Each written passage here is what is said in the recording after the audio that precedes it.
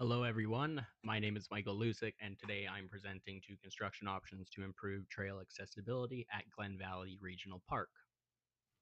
Let me start with a simple question. What happens when a community trail becomes unusable after a single rainfall? At Glen Valley, that's the current reality. A public trail meant for everyone becomes unsafe and inaccessible overnight. On the agenda, we're going to go over the background on the site, the existing problems, two construction options, a comparison, and my final recommendation. We will close with the impact this improvement would have on the community.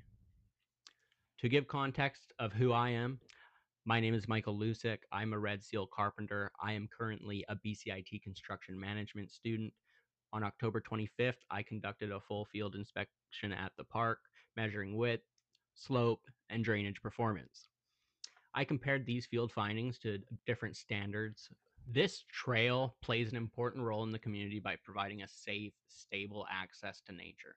But current conditions limit the use for families, seniors, and people with mobility needs.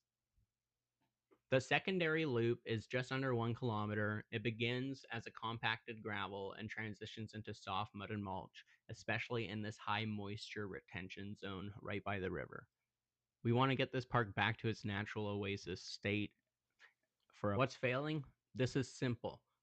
The trail narrows below the 1.2 meter standard, the surface becomes slick and unstable, and water pools along the route. These are all major accessibility concerns. One of the biggest hazards is a ditch half a meter deep and 2 meters wide on the secondary trail. With no culvert or crossing, visitors are forced off trail, which worsens erosion and restricts the access. When I compare these to accessibility standards, it's simple. The width does not meet requirements, it's not slip resistant or stable, there's not controlled runoff or even flow, and the lack of maintenance in the harsher months leaves us with an inconsistent, barrier filled path. Option one improves the existing gravel trail by regrading, widening, and adding compacted gravel. This involves reshaping cross slope drainage, adding a stable gravel base, and installing a culvert or micro bridge over that ditch. This all aligns with the standard light civil trail upgrades. So, the biggest benefit to option one is the cost effectiveness, the faster construction, and the minimal environmental disruption. However, we do have major limitations. The erosion risk is high, the maintenance effort is moderate, and seasonally we will be disrupted by erosion. Option two is an elevated wooden boardwalk. It provides a consistent, accessible surface throughout the year. Its structure consists of non slip decking, just under 2 meters of width, and piles or posts underneath.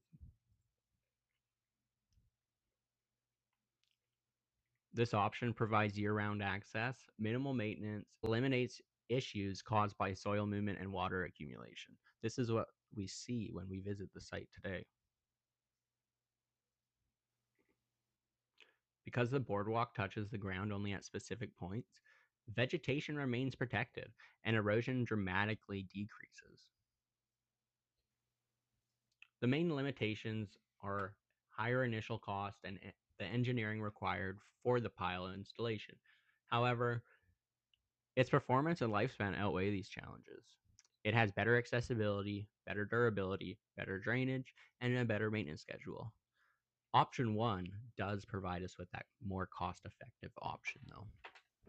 For this project, I say we apply up to $1 million from the $2 million grant.